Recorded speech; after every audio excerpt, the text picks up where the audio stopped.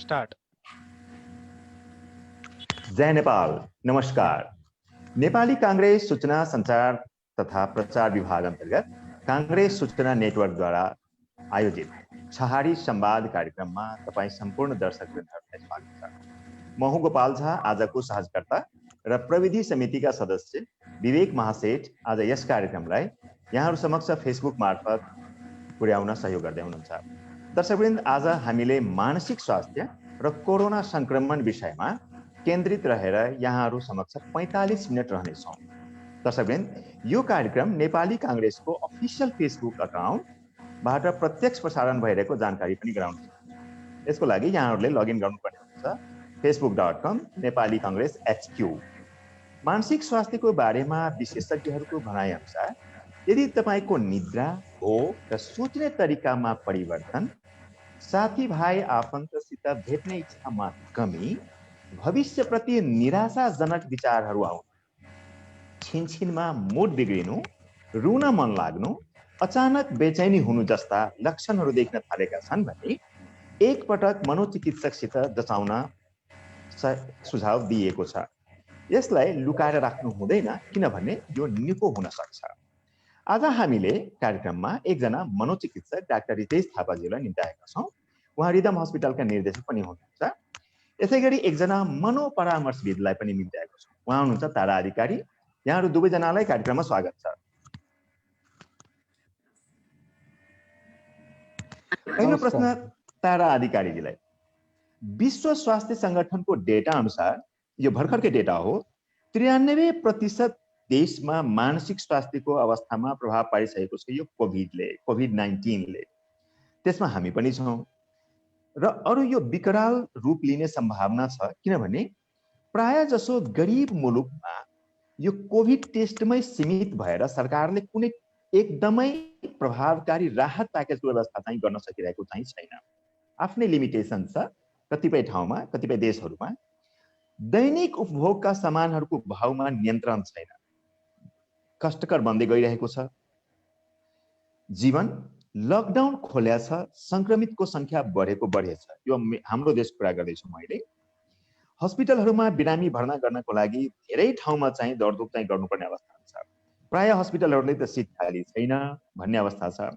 यसमा पनि अब सोर्स फोर्सको जुन छ नि लाग्ने अवस्था सिर्जना भइसकेको अवस्थामा मानिसहरू यहाँ कति तनावमा छन् भन्ने एउटा आकलन चाहिँ गर्न सकिन्छ। निराशा छ, आक्रोश पनि छ। तुरुन्तको तुरुन्तै झर्को मान्ने, बोल्दा मिठास नहुने, डेरा भाडा नदिएकै कारण पनि मानिसहरूको यहाँ कुटपिट गरेर मारिदिने यहाँ हामीसँग उदाहरण देखिएको हो। गर्भवती महिलाले भात खान नपाएको अवस्थामा आत्महत्या गर्ने अवस्था पनि सृजना भएको, यहाँहरूले पनि सुन्नु भएको होला। यस्ता सङ्केतहरू जस्तो देख्दाखेरि कस्तो छ भने समाजको मानसिक स्वास्थ्यको बिग्रिदो अवस्थालाई कहीँ यो प्रतिबिम्बित गरेको हो कि? ताराज्यू के भन्नुहुन्छ? हजुर, हजुरले यहाँ डेटाहरू धेरै नै भनिसक्नुभयो होइन, कति के छ कस्तो छ भन्ने कुराहरू लगभग भर्खरकै डेटा अनुसार पनि WHO ले दिएको तपाईँले नै भनिहाल्नुभयो कि 93% देशहरूमा चाहिँ जहाँ चाहिँ मानसिक स्वास्थ्य सेवाहरू चाहिँ बिग्रिएको अवस्था छ, उथलपुथल भएको अवस्था छ र हाम्रो देशको घटनाक्रमहरूको के भइरहेको छ भन्ने कुरा पनि यहाँले नै दिइसक्नुभयो होइन। र अहिलेको अवस्थामा चाहिँ यो पब्लिक हेल्थ पेन्डेमिक भनेर चाहिँ जुन जनस्वास्थ्यको हिसाबमा चाहिँ महामारी त छँदैछ, त्यसको हिसाबमा चाहिँ अहिले चाहिँ यो मेन्टल हेल्थ प्रोफेसनल्सहरूले चाहिँ के पनि भनेको छ भने अब चाहिँ यो मेन्टल हेल्थ एपिडेमिकतिर जाँदैछ है। अब यो चाहिँ यो मेन्टल हेल्थ इमर्जेन्सी, यो मानसिक स्वास्थ्यको नै आपतकालीन अवस्थातिर चाहिँ जाँदैछ। किनभनेदेखि अहिलेको अवस्था भनेको चाहिँ हामी थोरै पर्सेन्टेजले चाहिँ महसुस गरेको यो मानसिक विचलनता भनौँ न, मानसिक अस्वस्थता होइन, यो चाहिँ एउटा मासमा भएको चाहिँ मासले चाहिँ अनुभव गरेको होइन, अनुभूति गरेको चाहिँ यो मानसिक अस्वस्थता हो। र यो मानसिक अस्वस्थतालाई अहिले नै हामीले एड्रेस गर्न सकेनौँ भने, किनभनेदेखि अहिलेको लागि अहिले भनेको एकदमै उचित समय एड्रेस गर्नको लागि, किनकि धेरैले महसुस गरिरहेको बेलामा चाहिँ धेरैलाई योसँग चाहिँ अहिले चाहिँ जुन मानसिकको यो एउटा मानसिक अवस्थामा चाहिँ एउटा स्टिग्माहरू थियो, त्यो चाहिँ अलिकति भए पनि मान्छे चाहिँ कुरा गर्न थालेको छ। मानसिक स्वास्थ्यको चाहिँ आवश्यकता छ है भन्ने कुराहरू महत्त्वपूर्ण छ है, यसमा चाहिँ हामीले एड्रेस गर्नुपर्छ है भन्ने चाहिँ गर्न खोजिरहेको अवस्थामा चाहिँ हामीले चाहिँ अहिले तुरुन्तै नै यसलाई एड्रेस गर्न सकेनौँ भने हामी भविष्यमा चाहिँ झन् विकराल स्थिति चाहिँ निम्ति आउँछौँ भन्ने कुराहरू चाहिँ हामी चाहिँ भन्न सक्छौँ। त्यही भएर चाहिँ यो चाहिँ सरकारी तर्फबाट चाहिँ यसलाई चाहिँ अहिले नै यो एकदमै उचित समय पनि हो र यसलाई चाहिँ एड्रेस गरिनु चाहिँ एकदमै आवश्यकता र जरुरी पनि छ। डाक्टर रितेश, तपाईँ एउटा मनोचिकित्सक, अस्पताल पनि चलाउनुहुन्छ, कस्ता कस्ता मनोदशा भएका बिरामीहरू भेटाउनु भएको छ आजकल? अब बिरामीहरूको डायग्नोसिसको आधारमा त खासै फरक छैन। पहिला जस्तै डिप्रेसन, एङ्जाइटी अथवा हात खुट्टा झमझम गरे, पोल्यो भन्ने निद्रासँग सम्बन्धित समस्या, अब रक्सी तथा लागु औषधिको समस्याहरू त्यही नै हो। तर अहिले प्राय जसो बिरामीहरू जो नयाँ बिरामीहरू आउनु भएको छ त्यो चाहिँ अघि नै तपाईँले सुरुवाती उसमै भन्नुभयो जस्तै यो कोभिडको कारणले भएको जुन तनाव छ त्यसलाई चाहिँ व्यवस्थापन गर्न नसकेर कोभिड रिलेटेड भन्छौँ हामी, कोभिड रिलेटेड सिम्टम्सहरू लिएर आउनु भएको छ। जस्तो आजै पनि एकजना बिरामी थियो, पछि उहाँको चाहिँ एङ्जाइटी डिसअर्डर भनेर डायग्नोसिस मैले गरेँ। उहाँ पनि यस्तै, मलाई कोरोना भयो कि मेरो परिवारलाई कोरोना सार्छ कि भन्ने, घरबाट ननिक्लिने, अरू मान्छे आयो भने सकेसम्म टाढै बस्न खोज्ने, अरू मान्छेसँग सकेसम्म सम्पर्कै गर्न नखोज्ने, मर्निङ वाकमा पनि नजाने, भनेको कोरोना यो सुरु भएपछि जुन यो लक्षण उहाँलाई देखा परेको छ यो कोरोनासँग सम्बन्धित नै लक्षणहरू छन्। त्यही भएर डिप्रेसनका बिरामीहरू जुन पहिलादेखि औषधि खाइराख्नु भएको बिरामीहरू त भइहाल्यो होइन, उहाँहरूको पनि रोग अलिकति बल्झेको अवस्थामा छ भने जो नयाँ आउने बिरामीहरू छ, धेरै बिरामीहरू कोरोनासँग सम्बन्धित, जस्तो यो लकडाउन भयो, आर्थिक मन्दी भयो, यत्रो चाहिँ महिनादेखि चाहिँ भनौँ न व्यापार व्यवसाय केही पनि छैन, काम गर्ने मान्छेहरूले तलब पाएका छैनन्, जागिर छोड्नु परेको अवस्था छ, भनेको भविष्यप्रति एउटा अन्योलता जुन छाएको छ। र अब दुःखका साथ भन्नुपर्दा नेपाल सरकारले जुन देखाउनु पर्ने पहल कदमी जुन कदमहरू थिए त्यही पनि त्यति पर्याप्त नभएको हो कि एउटा आशा नै हराइसकेको हो कि यो देशमा केही पनि हुँदैन भन्ने कुराहरू समाचारमा मिडियामा आउने नकारात्मक समाचार मात्रै आउँछन् होइन। त्यसले गर्दाखेरि पनि मान्छेहरूमा निराशापन अलि धेरै भएर चाहिँ त्योसँग सम्बन्धित डिप्रेसनका लक्षण लिएर आउने बिरामीहरू पनि हुनुहुन्छ। त्यसरी निन्द्रासँग सम्बन्धित लक्षण लिएर आउने बिरामीहरू हुन्छ, भनेको बिरामीको डायग्नोसिस उयो हो। तर अहिले चाहिँ यो कोभिड रिलेटेड समस्या लिएर आउने बिरामीहरूको चाप अलिकति बढ्दो छ। अहिले यो अलिकति प्यानिक भएको अवस्था हो कि जस्ट एउटा यसलाई नर्मलै भन्दा हुन्छ यो अवस्थालाई? यस्तो छ, अब नर्मल त हामीले भन्न मिल्दैन। हामीले सबभन्दा पहिला के विचार गर्नुपर्छ भन्दाखेरि विश्वमा हुने कुनै पनि महामारी, पहिला पनि हुँदाखेरि महामारीहरू पेन्डेमिक इपिडेमिकहरू होइन, जस्तै सार्स भयो, मर्स भयो, इबोला भयो, अथवा इन्फ्लुएन्जा भयो, प्लेग भयो, धेरै महामारी पछि यसको चाहिँ बहुआयामिक बहुक्षेत्रीय असरहरू देखिन्छ होइन। खालि शारीरिक रोग मात्रै होइन कि यसको चाहिँ सामाजिक असरहरू देखिन्छ, यसको आर्थिक असरहरू देखिन्छ, त्यसरी यसको मानसिक असरहरू पनि देखिन्छ। कोभिड सुरु भएदेखि नै विश्वमा जब चाइनाबाट सुरु भयो विदिन 3-4 मन्थ्स भने केही 3-4 महिनामै त्यहाँ चाहिँ अनुसन्धान सुरु भयो यसका मानसिक असरहरू के हुन सक्छन् भनेर अनुमान गरियो कि यो लङ टर्ममा चाहिँ यसको मानसिक असरहरू धेरै नै नकारात्मक असरहरू पर्न सक्छ विश्व जनसङ्ख्यामै भनेर अनुमान पनि गरिएको थियो। त्यही अनुरूपले अहिले असरहरू देखिन थालेका छन् होइन। अनुसन्धानहरू पनि नेपालमै भएका अनुसन्धानहरू पनि पब्लिकेसन भइसके, विदेशमा भएको अनुसन्धानहरू पनि पब्लिकेसन भइसके। अब त हामी 6-8 महिना भइ नै सक्यो कोभिड स्टार्ट भएको होइन। सो त्यसको मानसिक असरहरू पनि पके पनि हुन्छ र त्यो अहिले देखा पर्न थालेको छ। सुरुवाती दिनदेखि नै अलिअलि गर्दै अहिले बढ्दो क्रममा छ। अनि यो कोरोना संक्रमणको भन्ने अगाडि र अहिले भनौँ न कोरोना को चाप र प्रकृतिमा के अलिकति फरक छ डाक्टर रितेश? बिरामीहरूको अब सबैलाई मानसिक रोग लाग्यो भनेर भन्न त मिल्दैन, तर पक्कै पनि तनाव चाहिँ बढेको छ मानिसहरूमा। अब हाम्रो डाक्टरकोमा सम्पर्कमा आउने बित्तिकै सबै बिरामी नै हुन्छन् भन्ने पनि छैन। कतिजनाले जिज्ञासा पनि राख्नुहुन्छ, फोन सम्पर्क गर्नुहुन्छ, अब फेसबुकको मार्फतबाट सोध्नुहुन्छ, अथवा अस्पतालमा फोन गरेर सोध्नुहुन्छ, या ओपिडीमै के हो डाक्टर साहब भनेर बुझ्न पनि आउनुहुन्छ। त्यो भएर सबै रोगी भनेर भन्न त मिल्दैन, तर पक्कै पनि त्यो तनाव चाहिँ कोरोनाले गर्दाखेरि बढेको नै छ सबैमा। ताराजी, हामीले 10 तारिक अक्टोबरमा विश्व मानसिक स्वास्थ्य दिवस पनि मनाएका हौँ भर्खरै आज 15 तारिक छ अक्टोबरको। यो प्राय नारामै सीमित रहेको जस्तो अवस्था पनि देखियो, किनभने यो यस्ता कुराहरू त अलिकति व्यापक रूपमा चाहिँ हामीले प्रचार प्रसार गर्नुपर्ने हो र सरकारको तर्फबाट पनि इनिसिएटिभ लिनुपर्ने हुन्छ। अर्को कुरा के छ भने टोटल बजेट छ स्वास्थ्यमा 91 अर्ब रुपियाँ, 90 point समथिङ छ, 65 समथिङको आसपासमा, त्यो बिलियन रुपिजको। त्यसमा 1% मात्रै मानसिक स्वास्थ्यको लागि चाहिँ गभर्मेन्टले खर्च गर्दो रहेछ। जम्मा हाम्रो डेटा अनुसार 127 बेड सरकारी हस्पिटलमा र 300 समथिङ यानि 13 को आसपासमा चाहिँ प्राइभेट हस्पिटल्सहरूमा मानसिक स्वास्थ्यको इलाजको लागि चाहिँ छुट्याएको, भनेको 440 बेडको आसपास, 400 बेड जति एभाइलेबल छ। त्यसमा पनि त्यो फेरि कमन छ। चिल्ड्रेनहरूको लागि चाहिँ जुन छ नि मानसिक स्वास्थ्यको लागि पनि कुनै सेपरेट वार्ड चाहिँ छैन। अब यस्तो अवस्थामा के देखियो भने कि सरकारका जुन इनिसिएटिभ लिने कुराहरू यो गफमा मात्रै सीमित भइहाल्छ। यहाँ प्राय ठाउँमा काउन्सिलिङ पनि गर्नुहुन्छ, क्ल्याप एन्ड स्माइल भन्ने कुनै संस्थासँग पनि सायद तपाईँ आबद्ध हुनुहुन्थ्यो, त्यसको विषयमा पनि यहाँसँग म अलिकति चाहिँ प्रश्न राख्नेछु एकछिनपछि।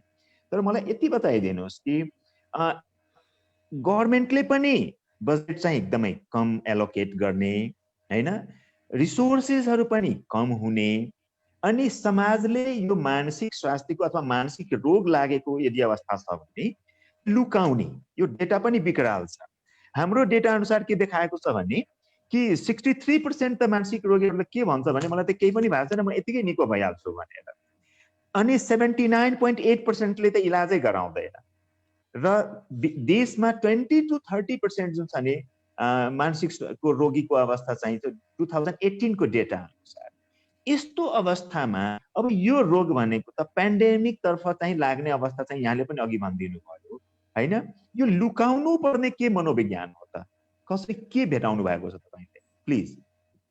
हजुर, यहाँले भनिहाल्नुभयो, अब मेन्टल हेल्थ सेक्टरको लागि बजेट पनि निकै कम छ भनौँ, नगण्य नै छ, त्यसको कुनै अर्थ नै छैन हैन। डेटाले पनि के देखाउँदाखेरि जुन जति पनि देशहरू जहाँ चाहिँ 2% भन्दा हेल्थ नेसनल हेल्थ बजेटको चाहिँ 2% भन्दा कम भएको, जहाँ चाहिँ त्यो मेन्टल हेल्थको लागि राखेको, त्यो तिनीहरूमा चाहिँ विकराल स्थिति छ भनेर चाहिँ डेटाले देखाइसकेको छ। अझ हाम्रो देशको स्थिति हेर्ने हो भने त त्यसको चाहिँ धनकत नगण्य नै छ भन्दा हुन्छ हैन।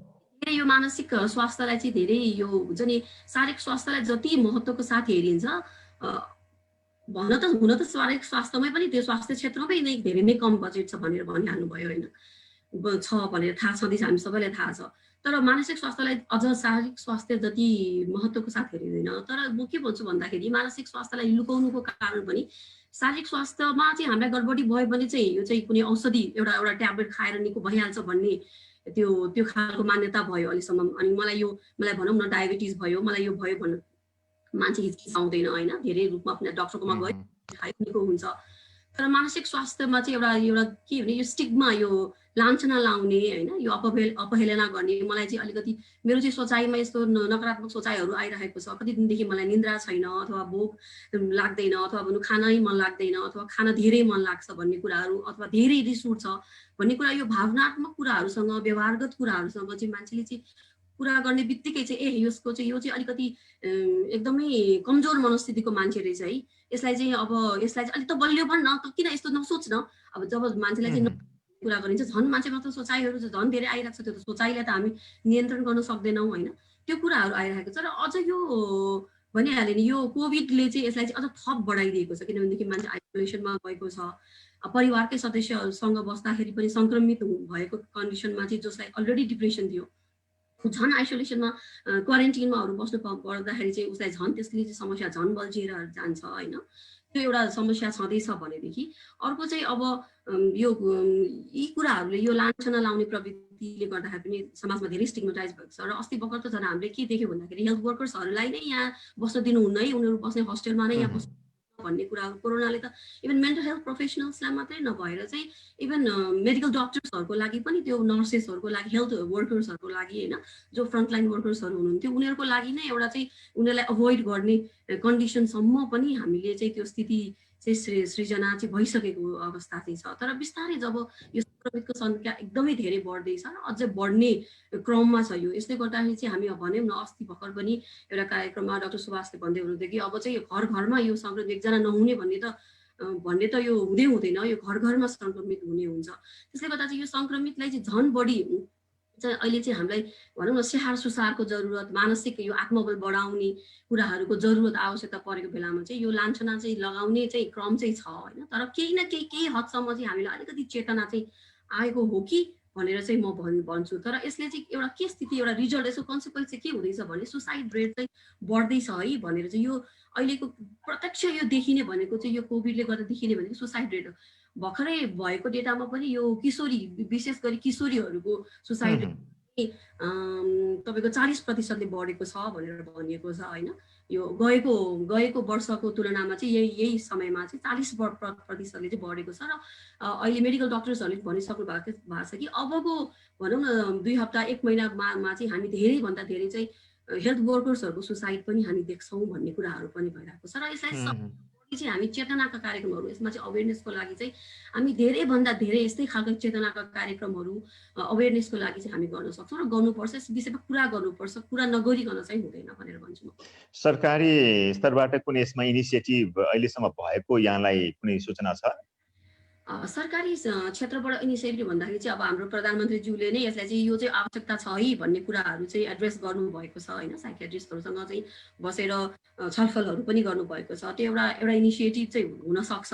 तर त्यो प्लानिङ, त्यो छलफल, कुराकानी भन्दा पनि इम्प्लिमेन्टेसनको खाँचो छ होइन। जस्तो युएन एजेन्सीहरूबाट कुनै एनजिओजहरूबाट क्वारेन्टिन सेन्टर्सहरूमा चाहिँ साइको सोसियल सपोर्टहरू, केही चाहिँ साइको सोसियल सपोर्टहरू चाहिँ साइको सोसियल काउन्सिलर्सहरूले दिएको छ। तर त्यो एकदमै नगण्य र पर्याप्त रूपमा भने चाहिँ अवश्य पनि छैन। एक्चुअली यो फेरि एउटा अर्जेन्ट र इम्पोर्टेन्टको फर्मुला हुन्छ डाक्टर रितेश यस्तो केसेसमा। इम्पोर्टेन्ट त ठिक छ, प्रधानमन्त्रीले इनिसिएटिभ लिनुभयो, तर अर्जेन्ट त के जरुरी थियो भनेको त्यो युद्धस्तरमै गएर त्यसलाई इम्प्लिमेन्ट गर्ने होइन र? तपाईँलाई त्यस्तो लाग्यो? कुनै त्यस्तो सङ्केतहरू पाउनु भएछ तपाईँमा? अस्पतालहरूमा कुनै इन्स्ट्रक्सन आएको छ? किनभने त्यस्तो इन्स्ट्रक्सन केही पनि आएको छैन। किनभने जुन प्रधानमन्त्रीज्यूले बोलाउनु भएको मिटिङमा म आफै पनि थिएँ, म पनि त्यो मिटिङमा थिएँ। त्यो उसमा अब उहाँको त्यही सर्ट टर्म र लङ टर्म प्लान भन्ने हिसाबबाट उहाँले त्यो हिसाबबाट कुरा गर्नुभयो। सर्ट टर्म प्लानमा चाहिँ अब अहिले स्वास्थ्य मन्त्रालयको जुन 4:15 बजेको जुन कार्यक्रम छ त्यसमा चाहिँ मनोचिकित्सकहरूलाई बोलाएर मानसिक स्वास्थ्यको बारेमा केही कुराहरू जानकारी दिने र जनतालाई त्यो त्रासबाट मुक्त बनाउने गरौँ।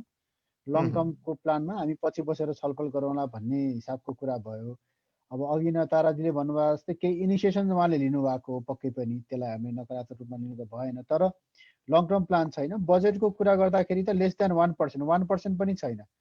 किनभने म नेपाल सरकारको मानसिक स्वास्थ्य सम्बन्धी जुन कति कार्यविधि बनाएको छ त्यसमा म आफै पनि एउटा वान अफ द एक्सपर्ट भएर मैले धेरै कार्यविधिमा काम पनि गरेको छु पोलिसी मेकिङ लेभलमा। सो पोलिसिजहरू बनिन्छ र थन्किन्छ। पोलिसिजहरू धेरै बनाएको छ, कार्यविधि म आफैले बसेर पनि धेरै बनाएको छु होइन। त्यो टिममा बसेर मैले टेक्निकल ग्रुपमा बसेर मैले काम गरेको छु। तर त्यो थन्किएको अवस्थामा छ अहिले। यो नीति त 2052 सालमै आइसक्यो होइन र डाक्टर रितेश? आइसकेको छ। त्यो मानसिक स्वास्थ्य नीति आयो। अब अहिले त के भयो भन्दाखेरि मानसिक स्वास्थ्य नीति पहिला छुट्टै थियो। अहिले त के भयो भने स्वास्थ्यको नीति भनेर बनाइसकेपछि त्यसभित्र पनि अनि छुट्टै छुट्टै रोग विशेषको चाहिँ नीति हामी नबनाउने भन्ने हिसाबबाट त्यो निर्देशन आएको भएर अब अहिले मानसिक स्वास्थ्य नीति छुट्टै छैन। यो कुनै लजिकल कुरा भयो डाक्टर रितेश? छुट्टै चाहिँदैन भन्ने कुरा यो लजिकल भयो त? तपाईँ एग्री गर्नुभयो? अब अहिले त होइन, अहिले त अब यस्तो अवस्था आइसक्यो कि हेल्थ डिभिजनमै मानसिक स्वास्थ्यको छुट्टै डिभिजन बनाउनु पर्ने अवस्था आइसकेको छ। हजुर होइन, अब त्यो जबकि स्वास्थ्य नीतिलाई पनि एकदमै थोरै रूपमा लगेर चाहिँ राखिदिने त्यो भएन। त्यही भएर अहिले हामी चाहिँ मेन्टल हेल्थ एक्सन प्लान भनेर हामी चाहिँ 5 इयर्सको एक्सन प्लान हामी बनाउँदैछौँ। त्यो हिसाबबाट हामी अगाडि बढेका छौँ। सो पक्कै पनि बजेटको हिसाबमा त्यही भएर योपालि विश्व मानसिक स्वास्थ्य दिवसको थिम नै बजेटमा लगेर रोकिया थिम थियो होइन। योपालिको थिम नै त्यही थियो, इन्भेस्टमेन्टको हिसाबबाट जहाँ पनि जहिले पनि मानसिक स्वास्थ्यमा पहुँच बढाउँ, लगानी बढाउँ भन्ने खालको थिम थियो होइन। कारण त्यही नै हो, यो विश्वभरि नै मानसिक स्वास्थ्यमा थोरै नै बजेट जान्छ। नेपालमा अघि तपाईँले भन्नुभएको छ लेस देन 1%। कतिसम्म छ भन्दाखेरि 2000 सायद लाग्छ मलाई 75-76 सालमा स्ट्यान्डर्ड ट्रिटमेन्ट प्रोटोकल भन्ने छ। स्ट्यान्डर्ड ट्रिटमेन्ट प्रोटोकलमा अन्तर्गतमा 11वटा फ्री ड्रग लिस्टमा म सुद्धा अरू सबैजना एनजिओज आइएनजिओज सबै विधाका मान्छेहरू बसेर हामीले फ्री ड्रग लिस्टमा राख्यौँ र अहिले पनि दूरदराजमा त्यो 11वटा फ्री ड्रग लिस्ट मध्येमा 3-4वटा पनि राम्रोसँग पाइँदैन। म एउटा चाहिँ संस्थाबाट एउटा संस्थाबाट चाहिँ अब्जर्भेसनमा जाँदाखेरि पनि डिफ्रेन्ट भनौँ न धेरै जिल्ला अस्पतालहरूमा भन्दा पनि अझै प्राथमिक स्वास्थ्य केन्द्रहरूमा जाँदाखेरि एउटा एमिटिप्रिन भन्ने औषधि हुन्छ 8 रुपियाँ 10 रुपियाँ जुन डिप्रेसनको लागि प्रयोग हुन्छ। त्यो औषधि पनि बिरामीले किनेर खानुपर्ने अवस्था थियो त्यहाँ। भनेपछि नीति हाम्रो बन्छ होइन, नीति धेरै राम्रो बन्छ पेपरमा, तर त्यसको कार्यान्वयन हुँदैन। त्यो कारणले गर्दाखेरि पनि अलिकति भएको हो। 70 देखि 80% मानसिक समस्या भएका बिरामीहरूले उपचार पाएका छैनन् अहिले पनि। एउटा गम्भीर विषय हो होइन। चेतनाको विषय त दोस्रो विषय हो, चेतनाको त दोस्रो विषय हो। मानसिक स्वास्थ्य मानसिक रोग लागेका बिरामीहरूले पनि त्यो मानसिक स्वास्थ्य सेवाको पहुँच उहाँहरूको छैन अझै पनि होइन। अब नेपालभरि नै एउटा मात्रै सरकारी मानसिक अस्पताल छ, त्यो पनि 50 बेडको। तपाईँ जनसङ्ख्या अहिले भर्खर हाम्रो त नेपाल हेल्थ रिसर्च काउन्सिलले डाटा पब्लिस गरेको छ अस्ति भर्खर, यो लगभग 1 महिना अगाडि मात्रै फाइनल त्यो Nepal national mental health survey भएको थियो। त्यसको ट्रान्सलेसन कमिटीमा म आफै पनि थिएँ। त्यसले रिसर्च कम्प्लिट गरेकोमा 10% नेपाली जनसङ्ख्यामा कुनै न कुनै मानसिक रोग छ भनेर पाएको छ। 3 करोडमा 30 लाख त त्यसै भयो होइन। त्यसको पनि अब भनौँ न अब विभिन्न किसिमको मानसिक समस्याहरू छन्। अब 30 लाख 12.9% देखाएको छ डाक्टर रितेश। हजुर 10%। अब 30 लाख जनसङ्ख्याको लागि 12.9 त्यो लाइफ टाइम 12.9% मेन्टल पहिला चाहिँ 20 देखि 25% भन्ने अनुमान गरिन्थ्यो। अहिले नेसनल यो नेपालमा यो हेल्थ रिसर्च काउन्सिलले गरेकोमा चाहिँ लाइफ टाइम प्रिभ्यालेन्स र पोइन्ट प्रिभ्यालेन्स भन्ने फरक हुन्छ। ल अन्दाजी 10% भनौँ न एभरेजमा। त्यसको लागि जम्मा 50 बेडको मानसिक अस्पताल छ होइन। भनेको त मानसिक स्वास्थ्यमा मान्छेको कति पहुँच छ भन्ने कुरा त त्यसैबाट पनि बुझिन्छ। अघि तपाईँले भनिहाल्नुभयो बेड जम्मा 400 बेड मात्रै अभाइलेबल छ, त्यो पनि सबै गरेर प्राइभेट रिदम अस्पताल जस्ता प्राइभेट अस्पताल अरू हस्पिटल पनि जोडेर मेडिकल कलेज जोडेर हाम्रो पहुँच त सरकारले गर्नु सरकारी लेभलमा कति छ भन्ने कुरा हो नि त होइन। यसमा एउटा बडा दुःखद छ अवस्था कि WHO को भनौँ न अब हामीले इन्स्ट्रक्सन अथवा सजेसन अनुसार त भनिएको हो कि यदि कुनै पनि देशले आफ्नो नागरिकको मानसिक स्वास्थ्यको लागि यदि $1 इन्भेस्ट गर्छ भने ती स्वस्थ नागरिक भएर भनौँ न अथवा ती $5 को इन्कम गराउने अवस्थामा पुग्छ। भनेको डाइरेक्टली रिलेटेड छ economy of the country, GDP of the country. यसो हेर्दाखेरि त सुन्दाखेरि यो मानसिक रोग हो एउटा सामान्य जस्तो सुनिन्छ होइन, तर कहीँ न कहीँ त यो देशको जुन छ नि यो जीडीपीसँग जोडिने कुरा भयो होइन डाक्टर रितेश। अब यस्तो कुरालाई पनि कसरी किन नेग्लेक्ट गरे होला गभर्नमेन्टले? एक्ज्याक्टली हाम्रो चाहिँ कस्तो छ भन्दाखेरि विदेशको त्यही भएर हामी डाटा हेर्नु पर्यो भने डाटा हामीले हेऱ्यौँ इन्टरप्रिटेसन गऱ्यौँ भने इन्टरप्रिटेसन गर्दाखेरि उहाँहरूले सिधै इकोनोमीसँग गएर इन्टरप्रिटेसन गर्नुहुन्छ। अघि तपाईँले भन्नुभएको छ एउटा मान्छेलाई व्यक्तिलाई डिप्रेसन भयो भने उसको जुन प्रोडक्टिभिटी त कति लेभलमा घट्छ। एउटा मान्छेलाई सिजोफ्रेनिया भयो भने उसको प्रोडक्टिभ लेभल कति लेभलमा प्रोडक्टिभिटी घट्छ, उसले काम गर्ने क्षमता उसको कति लेभलमा घट्छ। त्यसले गर्दाखेरि समाजलाई या देशको इकोनोमी अर्थतन्त्रमा कति भार पर्छ भन्ने त्यसरी क्यालकुलेट गरिन्छ। सायद नेपालमा हाम्रो मानसिकता के छ भन्दाखेरि मान्छे नमरेसम्म मृत्यु नभएसम्म त्यसलाई ठुलो रूपमा लिइँदैन होइन। जस्तै कोभिड आउँदाखेरि पनि सुरुमा चाहिँ मान्छे मर्दैन, नेपालमा कोभिड लाग्दैन, यो सामान्य यो त तातो पानी खायो भने ठिक हुन्छ। खै त कहाँ गए त त्यहाँ किराहरू, त्यो कुराहरू कहाँ गए? त्यो चाहिँ मिडियामा गएर बोल्ने महानुभावहरू कता हराउनु भयो, कता लुग्नु भयो, यो केही पनि होइन आउगुजी हो भन्ने। आज त 600 भन्दा 700 मान्छे चाहिँ मर्ने मृत्युको लेभलमा मर्यो के अरे भनौँ न कोभिडले गर्दा मृत्युवरण गर्नुपर्ने अवस्था आइसकेको छ। भने नेपालीहरूको सोचाइ चाहिँ के छ भन्दाखेरि यो सरकार मात्रै होइन हामी नेपाली जनमानस सोचेको जबसम्म मान्छे मर्दैन तबसम्म यो सिरियस कुरा होइन भन्ने छ। हामी क्वालिटी अफ लाइफमा ध्यान दिँदैनौँ। मान्छेको एउटा क्वालिटी अफ लाइफ पनि हुन्छ नि त होइन, मृत्यु नै हुन्छ भन्ने छैन नि। क्वालिटी अफ लाइफमा ध्यान दिँदैनौँ। मानसिक रोगले चाहिँ क्वालिटी अफ लाइफमा एकदमै धेरै इम्प्याक्ट पार्छ। मृत्यु नहुन सक्छ होइन, मृत्यु हुने कारणहरू पनि छन् त्यसमा पनि आउला, तर मृत्यु नभए पनि क्वालिटी अफ लाइफमा धेरै नै इम्प्याक्ट पारे हुन्छ, जुन नेपाली जनसमुदायले, हामी नेपाली जनमानसले बुझ्दैनौँ।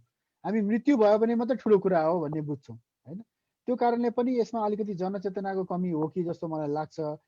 अर्को कुरा मैले यहाँ छोटकरीमा जोडिहालेको चाहिँ यो आजको प्लेटफर्म मार्फतबाट ताराजी पनि हुनुहुन्छ, मानसिक स्वास्थ्य भने के हो या मानसिक रोग भएको भनेको के हो भन्नुभन्दा अगाडि पनि मानसिक रोग चाहिँ के मात्र होइन भने बुझ्न जरुरी छ क्या। मानसिक रोग भनेको चाहिँ खालि पागलपन, बौलापन, दिमाग खुस्केको, चुकुल फुस्केको, नाङ्गे नाङ्गे हिँड्नुपर्ने, जथाभावी बोल्नुपर्ने अथवा फोहोर लुगा लाउनु पर्ने, गाली गर्दै हिँड्नुपर्ने, उटपटाङ कुरा गर्दै हिँड्नुपर्ने, धेरै रिसाउनु पर्ने मात्रै मानसिक रोग हो, या त्यस्ता कुरा गर्ने व्यक्ति मात्रै मानसिक रोगी हुन्। हामी त टाई सुट कोट लगाएका छौँ, गाडी चढाएका छौँ, ठुल्ठुलो चाहिँ अफिसमा काम गर्छौँ, हामी त कहाँ मानसिक रोग हुन्छ र, हामीलाई कहाँ मानसिक रोग लाग्छ र, हामी कहाँ मानसिक रोगी हौँ र भन्ने जुन यो सोचाइ छ जुन चाहिँ एकदमै गलत हो। मैले अघि नै भनेका लक्षणहरू पनि मानसिक रोगका लक्षणहरू त एउटा रोगको लक्षण हो जसलाई हामी साइकोसिस अथवा मानसिक असन्तुलन भन्छौँ। तर त्यो बाहेकका अरू धेरै किसिमका मानसिक रोगहरू हुन्छन्। उदाहरणको लागि डिप्रेसन, एङ्जाइटी, सोम्याटोफर्म डिसअर्डर, धेरै मैले उदाहरणको लागि भने त्यो रोगहरू पनि छन् भनेर हामीले बुझ्न जरुरी छ। अनि मात्रै हाम्रोमा यो जनचेतनाको चाहिँ यो वृद्धि हुन्छ क्या, हाम्रोमा यसको बारेमा अवेरनेस हामीलाई थाहा हुन्छ। जबसम्म हामी अर्कालाई औँला ठडाएर यसले उटपटाङ कुरा गर्यो यो चाहिँ मानसिक रोगी हो, म चाहिँ ठिक हो भनेर बस्छौँ, तबसम्म न त हाम्रो चेतनाको वृद्धि हुन्छ न उपचारमा हामी जान्छौँ, अनि समस्या बढ्दै जान्छ। त्यही भएर यो ओभरअल हाम्रो सबैको चाहिँ यसलाई धेरै पाटोबाट हेर्नुपर्छ। यसलाई सामाजिक, आर्थिक होइन, पारिवारिक, हाम्रो चाहिँ भौगोलिक, धार्मिक, सांस्कृतिक, मानसिक यो जुन स्वास्थ्यको त धेरै अङ्गहरू, धेरै पाटोहरू छन्। सबैलाई बुझ्ने प्रयास गऱ्यौँ भने अनि बल्ल मानसिक स्वास्थ्यलाई बुझिन्छ र उपचारमा पनि छिटै नै गइन्छ। यसबाट हामी बस्न पनि सकिन्छ र सफल एउटा जीवन बिताउन पनि सकिन्छ। ताराजी, डाक्टर साहबले भर्खरै भन्नुभयो कि प्राय मानिसहरूलाई थाहै हुँदैन कि ऊ मानसिक रोगको शिकार हो भनेर, करिब करिब त्यही सेन्समा उहाँले भन्नुभयो। अब सहरका आफ्नै समस्याहरू हुन्छन्, स्ट्रेस लेभल अलिकति बढी हुन्छ, गाउँघरमा भनिएको हो कि स्ट्रेस लेभल अलिकति कम, तर अब मलाई लाग्दैन कि कमसेकम म चाहिँ त्यति सहमत पनि हुन्न यो कुरामा। एक्चुअली के छ भने गाउँमा पनि आफ्नै लेभलको स्ट्रेस लेभल छ, यहाँ पनि केमिस्ट्री त सेम हो, केमिकल रिएक्सन त सेम हुने हो ब्रेनमा। तपाईँ कहाँ एज ए तपाईँ एउटा विद भएको नाताले यो सहर र गाउँका जुन मनोवैज्ञानिक अथवा जुन छ नि यो लेभल छ नि मानसिक स्वास्थ्यको हकमा के डिफ्रेन्स हो, साँच्चीकै हो त? यदि डिफ्रेन्सै नै हो भने त कस्ता कस्ता उदाहरणहरू यहाँहरूले चाहिँ रोगीहरू भेटाउनु भएको हो, काइन्डली सेयर गर्नुहोस्। हजुर, डिफ्रेन्सेसको कुरा गर्दाखेरि चाहिँ मानसिक समस्या चाहिँ सबैलाई नै उत्तिकै नै हुने हो होइन। अब त्यसको चाहिँ अब अघि न डाक्टर रितेशले भन्नुभएको जस्तो चाहिँ अब यसको मानसिक समस्या भनेको चाहिँ माइन्डमा भनौँ न, हाम्रो दिमागमा मात्रै एक्लो रूपमा चाहिँ रोग होइन होइन। यो चाहिँ रोग चाहिँ उब्जिने खालको रोग होइन, यसका चाहिँ विभिन्न पाटाहरू छन्, जस्तो अघि नै भन्नु सामाजिक, आर्थिक सबै पाटाहरू छ। त्यो हिसाबले हेर्दाखेरि चाहिँ सहरी क्षेत्रमा चाहिँ बढी मात्रामा चाहिँ यो भनौँ न डिप्रेसन, एङ्जाइटी, स्ट्रेस लेभल अलिक हाई भएको, किनभनेदेखि यो अलिक यो इन्डिभिजुअलिस्टिक सोसाइटी भएको हुनाले एक्लै अब यहाँनिर कामको लागि आउने मान्छेहरू एक्लै बस्नुपर्ने, परिवारको सदस्यबाट अलिक टाढा रहने, आफूले आफ्नो समस्याहरू सेयर गरिहाल्नको लागि पनि हत्तपत्त साथी भाइसँग पनि ट्रस्ट एउटा भनौँ न विश्वासहरू भइ नहाल्ने भएको कारणले गर्दाखेरि चाहिँ प्रकृतिहरू अलिकति फरक चाहिँ हुन सक्छन् होइन। तर त्यही छ। त्यसपछि गाउँको समस्याहरूको कुरा गर्दा धेरै जसो अवस्थामा चाहिँ यो आर्थिक स्थिति, कामको एकदमै धेरै चाप भनौँ न, कामको चापले गर्दाखेरि र आफ्नो समस्याहरू चाहिँ समस्याहरूमा पनि बढी चाहिँ यो कन्भर्जन डिसअर्डर जुन एपिलेप्सीहरूको समस्याहरूदेखि लिएर मानसिक समस्या पनि एपिलेप्सी जुन कन्भर्जन डिसअर्डरको कुराहरू गर्छौँ हामी, त्यो समस्याहरू चाहिँ बढी किशोरीहरूमा चाहिँ ती समस्याहरू चाहिँ बढी चाहिँ गाउँमा चाहिँ भेटाइएको चाहिँ छ होइन। ती समस्याको प्रकृतिहरू फरक छन्, तर पनि अहिलेको यो पेन्डेमिकको अवस्थामा भने चाहिँ सायद यसलाई चाहिँ छुट्याउन चाहिँ सकिँदैन होला, किनभनेदेखि हामी सबैले महसुस गरेको अवस्था भनेको चाहिँ सबभन्दा ठुलो विकराल स्थिति आएको भनेको चाहिँ अहिले यो आर्थिक स्थितिको कारणले गर्दाखेरि पनि, जुन यो हाम्रो चाहिँ यो लस अफ इन्कम भन्छौँ नि हामी, पैसा आउने बाटो यो खानको लागि बन्द हुनु सबभन्दा ठुलो, हजुर त्यसले गर्दाखेरि चाहिँ ल्याएको छ हैन। र त्यही हो, कुनै पनि डिजास्टरको सिचुएसनमा भनौँ, क्राइसिसको सिचुएसनमा अथवा यो पेन्डेमिकको सिचुएसनमा चाहिँ यो आर्थिक स्थितिले चाहिँ सबभन्दा ठुलो एकैचोटि मानसिक स्वास्थ्य आफैमा आएर अब अस्वस्थता आफैमा आएर होइन कि आर्थिक स्थितिले चाहिँ यो भोकमरी नै भनौँ न, एक हिसाबले भोकै बस्नुपर्ने। अघि तपाईँले पनि भनिहाल्नुभयो कि यो इभन सुत्केरी अवस्थामा पनि खानै नपाएर पनि आत्महत्या गरेको स्थिति समेत आइसकेको कन्डिसनमा चाहिँ होइन। हुन त यो डिजास्टरको कन्डिसन र पेन्डेमिक यो महामारीको अवस्था र हाम्रो जस्तो हामी भर्खरै हाम्रो केही वर्ष अगाडि चाहिँ भूकम्प गएको थियो, त्यसको चाहिँ अलिकति फरक ढङ्गहरू पाटोहरू छ र फरक किसिमले त्यसलाई हेर्नुपर्ने छ। किनभनेदेखि भूकम्पको बेलामा हामी जति पनि भन्छौँ यो PFA भनेर साइकोलोजिकल फर्स्ट एड गर्नुपर्छ सुरुमा। धेरै मान्छेलाई जहिले पनि एउटा महामारी हुन्छ, जब क्राइसिसको सिचुएसन आउँछ कि हामी यो फर्स्ट एड दिन्छौँ होइन। भूकम्पको बेलामा चाहिँ त्यो साइकोलोजिकल फर्स्ट एडमा चाहिँ हामी एउटा टिममा चाहिँ राहत वितरण गर्न जाने बेलामा चाहिँ हाम्रो मेडिकल डक्टर्सहरूको, साइकियाट्रिस्टहरू भनौँ, साइकोलोजिस्टहरू, साइकोसोसियल काउन्सिलर्सहरू, प्यारा काउन्सिलर्सहरू सबैजना एउटा टिममा जान सक्थ्यौँ। सँगै बसेर उनीहरूको समस्या सुन्न सक्थ्यौँ। केही हदसम्म उनीहरूलाई चाहिँ भनौँ न मनोबलहरू प्रदान गर्न सक्थ्यौँ। र भने चाहिँ अहिलेको अवस्थामा चाहिँ फिजिकल्ली हामी चाहिँ यो भौतिक दूरी कायम गर्नुपर्ने भएको हुनाले गर्दाखेरि चाहिँ त्यो खालको भनौँ न राहत प्याकेजहरू पनि एकदमै ठाउँमा जसलाई आवश्यकता परेको छ उनीहरूलाई चाहिँ लग्न सकेको छैन।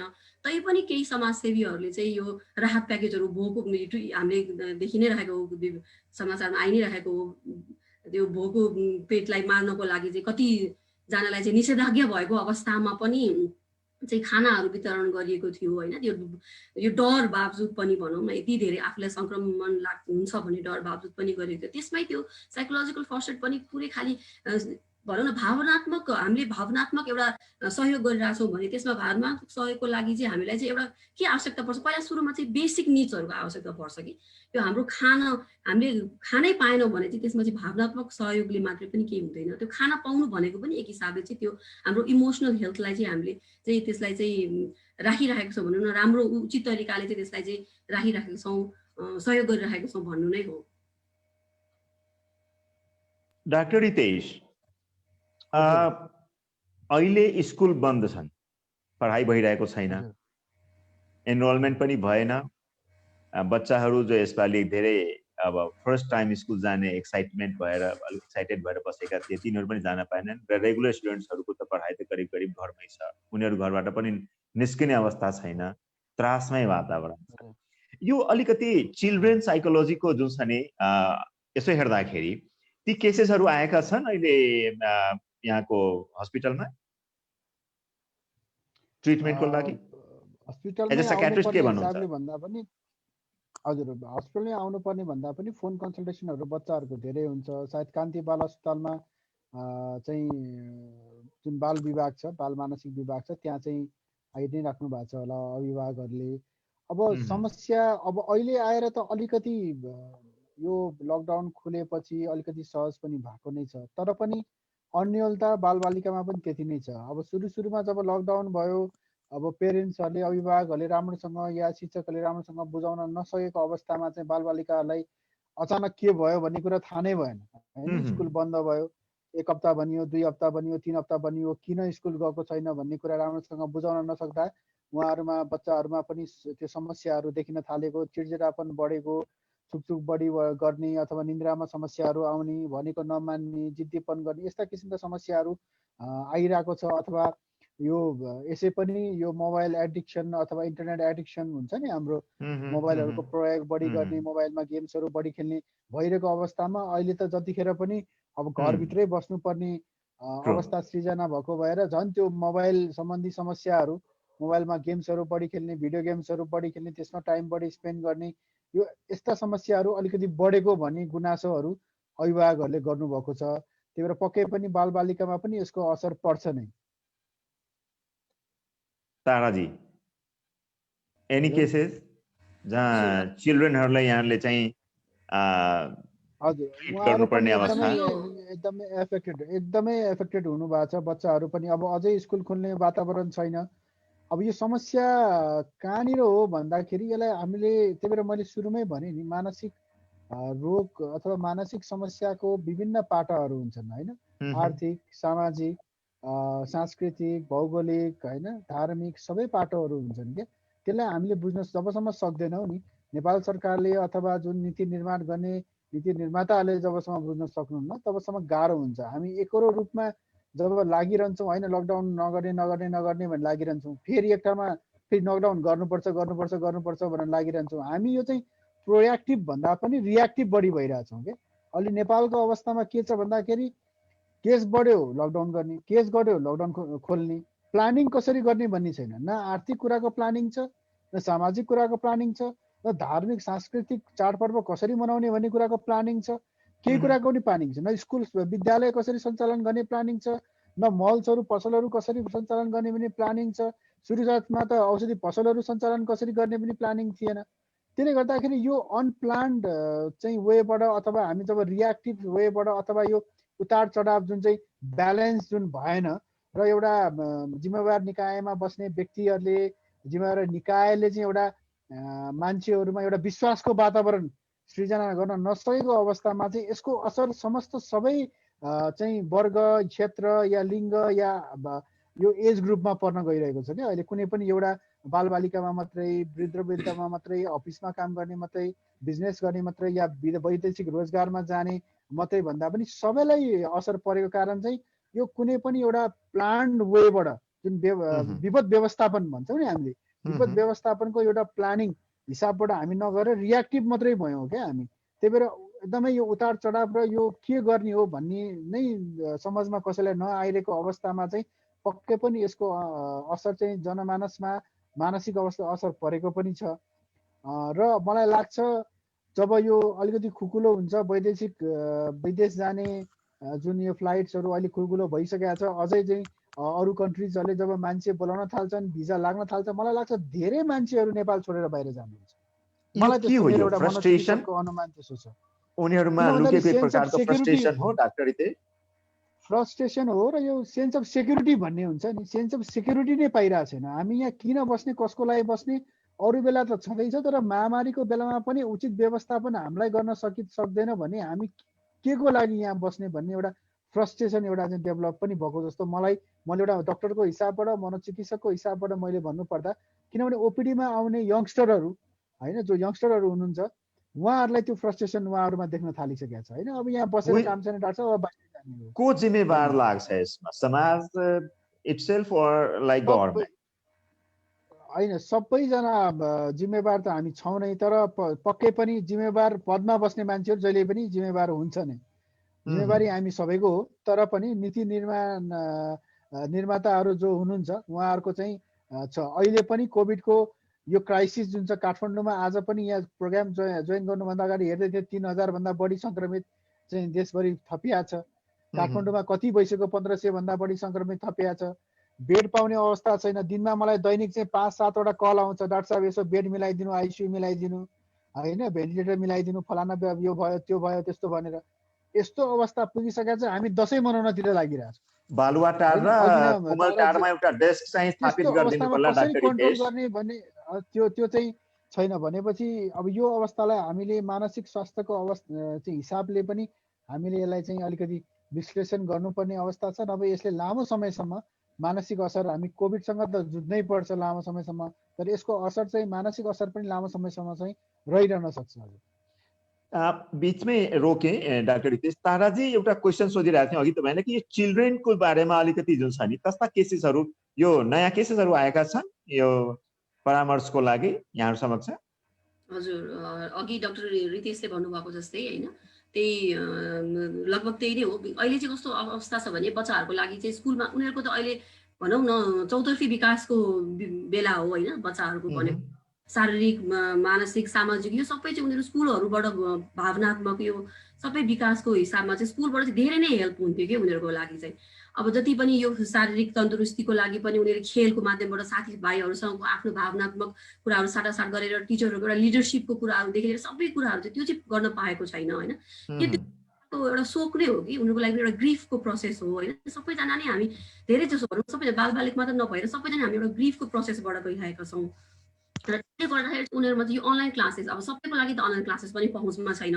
यो अनलाइन पनि यसको आफ्नै फाइदाहरूको कुराहरू गरिरहेको छ होइन। अनलाइन क्लासेस गर्दा मलाई चाहिँ कस्तो खालको केसेसहरू चाहिँ बढी आएको छ भने, कल्सहरू आएको छ भने, मेरो चाहिँ बच्चाले चाहिँ, मेरो त अब मोबाइल त मेरो हात, पेरेन्ट्सहरूले चाहिँ के भन्छ, अब मेरो आफ्नो मोबाइलै छैन मसँग कतिखेर पनि। बच्चाको कि चाहिँ बच्चाको हातमा छ, उसको क्लासेस भइरहेको छ, क्लासेस सक्यो भने पनि मेरो होमवर्क गर्नुपर्छ, होमवर्कको लागि मलाई मोबाइल चाहिन्छ भनेर चाहिँ यति धेरै स्क्रिन टाइम चाहिँ अब बच्चाहरूको लागि स्क्रिन टाइम अभोइड गर्नुपर्छ है भन्ने कुराहरू भइरहेको थियो होइन। त्यो अवस्थामा चाहिँ स्क्रिन टाइम यति धेरै भएको छ कि यसले चाहिँ अब कस्तो खालको समस्याहरू, थप समस्याहरू, शारीरिक पनि र मानसिक पनि समस्याहरू ल्याउँछ नि त भन्ने चाहिँ अझ हामीले हेर्न चाहिँ बाँकी छ। अझ आउने 6 महिना 1 वर्षमा चाहिँ यसका समस्याहरू चाहिँ अझै धेरै भएर चाहिँ धेरै रूपमा चाहिँ जान्छन् होइन। त्यसपछि साथीभाइसँग भेट्न नसकेको अवस्थामा उनीहरू चाहिँ अलिकति भावनात्मक रूपमा विक्षिप्त पनि छन्, त्यो कुराहरू पनि छँदैछ। समस्याहरू छन्, विशेष गरेर चाहिँ यो एडिक्सनको कुराहरू चाहिँ अहिले आएको छ। एक्लोपना एकदमै उनीहरू अब मोस्टली अब एडोलेसेन्सको फेजमा चाहिँ किशोर किशोरीहरू भनौँ न, उनीहरू चाहिँ युवा अवस्थामा चाहिँ अब फ्यामिलीसँग बस्न नरुचाउने अवस्था हो। साथीहरू आफ्नो सेल्फ आइडेन्टिटी बनाइरहेको, आफ्नो पहिचान चाहिँ साथीभाइसँग बस्ने कुराहरू, साना साना बच्चाहरूलाई चाहिँ केही सेक्युरिटी छ जसको चाहिँ अभिभावकसँग बसेका छन्, तर फेरि अभिभावक काममा गएको छ भनेदेखि चाहिँ अब साना साना बच्चाहरू आफै नै अभिभावक हुनुपर्ने अवस्था पनि छ अहिले होइन। एक्लै छोडेर गएको सानो सानो भाइ बच्चाहरूलाई चाहिँ घरमा जानुपर्ने अवस्थाहरू पनि छ। त्यही अब सङ्घ संस्थाहरू, अफिसेसहरू त खोलि नै राखेको छ, कतिले अब घरबाटै काम गरेको अवस्था पनि बच्चाहरूलाई राम्रोसँग रेखदेख गर्न सकेको छैन। ती समस्याहरू धेरै नै छन्, अझै हेर्नु बाँकी छ। अझै धेरै यसले अझै धेरै मानसिक स्वास्थ्यमा चाहिँ अझै धेरै असर चाहिँ आउने दिनहरूमा चाहिँ निश्चय गर्छ। Thank you very much. Doctor Ritesh, डाक्टरहरू पनि त मानसिक स्ट्रेसबाट धेरै गुज्रिने अवस्था हुन्छ नि कहिलेकाहीँ होइन र? Have you experienced in recent time? हजुर एकदमै धेरै छ। हाम्रो फ्रन्टलाइनमा काम गर्ने डाक्टर साहबहरुमै, हजुर फ्रन्टलाइनमा काम गर्ने डाक्टर साहबहरुले चाहिँ यो कोभिडको बेलामा धेरै नै मेन्टल स्ट्रेस भोग्नु परेको छ। इनफ्याक्ट रिसर्च पनि भइसकेको छ नेपालमा।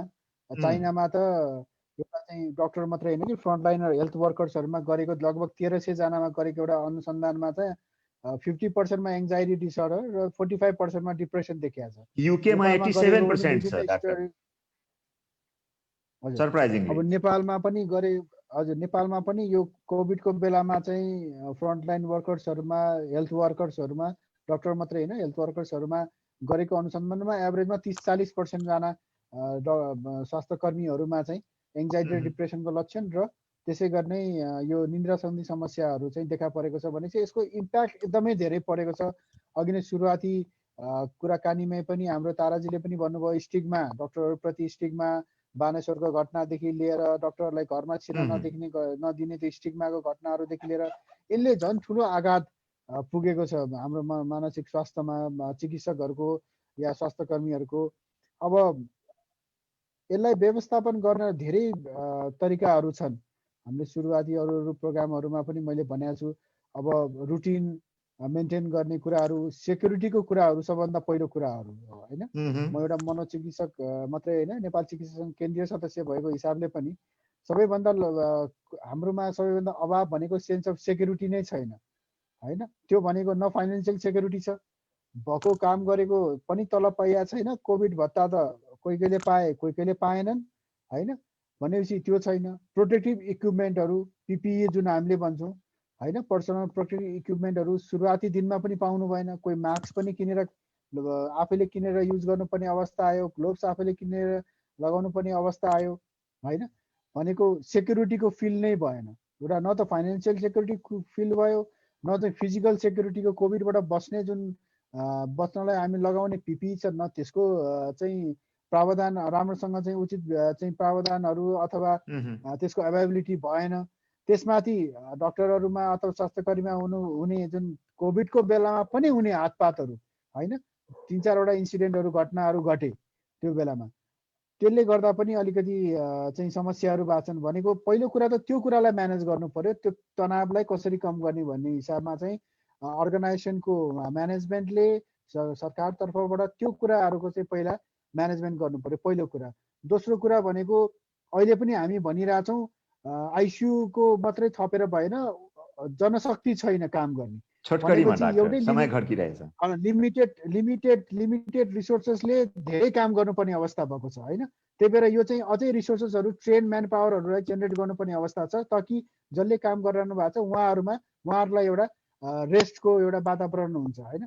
अर्गनाइजेसनमा काम गर्दाखेरि रुटिन त्यही अनुसार लिनुपर्ने, ब्रेक्सहरू लिनुपर्ने, 2-3 दिनको ग्यापहरूमा काम गर्नुपर्ने र आफ्नो स्वास्थ्यको लागि ख्याल गर्न सबै स्वास्थ्यकर्मी मनोचिकित्सक के अरे चिकित्सकहरूले चाहिँ अथवा स्वास्थ्यकर्मीहरूले चाहिँ आफ्नो रुटिनलाई मेन्टेन गर्ने, निन्द्रामा ध्यान दिने, खानपिनमा ध्यान दिने, घरमै बसेर योगा मेडिटेसनहरू अथवा रिल्याक्सेसन एक्सर्साइजहरू व्यायामहरू गर्न सकिन्छ होइन।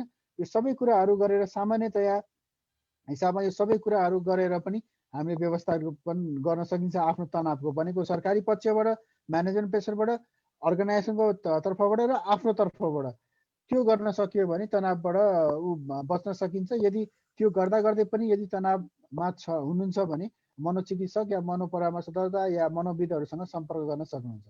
Thank you very much doctor Ritesh. Last question, एकदमै हामीसँग समय एकदमै थोरै छ ताराजी। अहिलेको अवस्थामा यो कोभिडको बेलामा यहाँले एउटा मनोपरामर्शविदको हैसियतले आम नागरिकलाई के सन्देश दिन चाहनुहुन्छ? कसरी स्वास्थ्य, आफ्नो मानसिक स्वास्थ्यलाई कसरी चाहिँ एकदमै स्वस्थ राख्ने? एकदमै छोटो आन्सर प्लिज।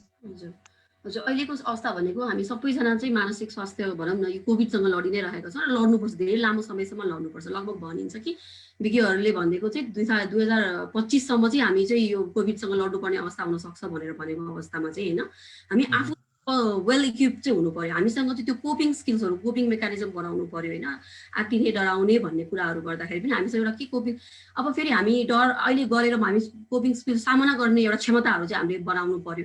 त्यो सामना गर्ने क्षमताको लागि चाहिँ हामी सधैँ एउटा बनाइसकेपछि सधैँ त्यो सामना गर्ने क्षमता हामीसँग रहिरहन्छ भन्ने भयो। फेरि अर्को घटना भयो भने हामी आफै सङ्क्रमित भयौँ अथवा हाम्रो परिवारलाई भयो अथवा कतै देखियो अथवा अरू कुनै घटना भयो भने हामीलाई फेरि रिल्याक्स हुन्छ, हामी फेरि दोहोरिने चान्स हुन्छ। र बरोबर हामी त्यो कोपिङ स्किल्सहरू त्यसको लागि चाहिँ आफैलाई म के भन्छु भने आफैलाई चाहिँ क्वेसन्सहरू गरौँ, एउटा सेल्फ एसेसमेन्ट गरौँ होइन। सो हेरचाह छँदैछ आफूमा एउटा, र मलाई पर्याप्त निन्द्रा पुगिरहेको छ कि छैन। अघि डाक्टर जितेशले भन्नुभयो जस्तै म राम्रो खानपान, म चाहिँ एउटा न्युट्रिसियस खाना खाएको, ब्यालेन्स डाइट खाइरहेको छु कि छैन, म रेगुलर रूपमा चाहिँ म एक्सर्साइजहरू गरेको छु कि छैन होइन। त्यस्तै ध्यान गर्ने कुराहरूमा अहिले चाहिँ ब्रिदिङ एक्सर्साइज, सिम्पल खालको ब्रिदिङ एक्सर्साइज मात्रै गरेँ, माइन्डफुलनेसको एक्सर्साइजहरू गरेमा, स्ट्रेचिङ, अलिकति आफूलाई लामो समयसम्म त्यहाँ जिउ केही भयो भने अलिकति हात खुट्टा तन्काउने कुराहरू, हबिजहरूको कुराहरू हामी गरेको छैनौँ भन्ने कुराहरू चाहिँ हामीले गर्नुपर्छ। तर स्थिति चाहिँ आउट अफ कन्ट्रोल, हाम्रो कन्ट्रोल गर्ने क्षमताभन्दा बाहिर गएको कन्डिसनमा चाहिँ हामीले चाहिँ मनोपरामर्शविद अथवा भनौँ मनोचिकित्सकहरूको चाहिँ सहयोगको चाहिँ खोजी चाहिँ गर्नुपर्छ। र म के भन्छु भने यदि तपाईँ डिप्रेसन, एङ्जाइटी, त्यो खालको थट्सहरू, सुसाइडल थट्सहरू होइन, आफूलाई हार्म गर्ने खालको, आफूलाई नोक्सान पुर्याउने खालको सोचाइहरू आएको छ भने चाहिँ प्लिज चाहिँ आफू एक्लै छु भनेर नसोच्नु। हामी सबैजना छौँ, हामी सबैजना मिल्यौँ भने चाहिँ यसमा चाहिँ हामी अघि बढ्न सक्छौँ र हामी चाहिँ यसलाई चाहिँ समाधान पनि गर्न सक्छौँ भनेर चाहिँ। Thank you so much Tara ji. Doctor Ritesh तपाईँलाई पनि धेरै धेरै धन्यवाद। ताराजी तपाईँलाई धन्यवाद। विवेक महासेठजी आज प्रविधिमा हामीले साथ दिँदै हुनुहुन्छ, तपाईँलाई पनि धेरै धेरै धन्यवाद। दर्शकवृन्द तपाईँहरूलाई पनि धेरै धन्यवाद। आजको कार्यक्रम यही सकिन्छ। यो कार्यक्रम छहारी संवाद मङ्गलबार, बुधबार, बिहीबार र शुक्रबार 7:15 बजेदेखि सुरु हुन्छ 8 बजेसम्म। भोलि पनि हाम्रो कार्यक्रम हुनेछ, यहाँले अवश्य हेर्नुहोला र अर्को साता फेरि भेटघाट हुनेछ। राम्रोसँग बस्नुहोला। शुभरात्रि। जय नेपाल। धन्यवाद।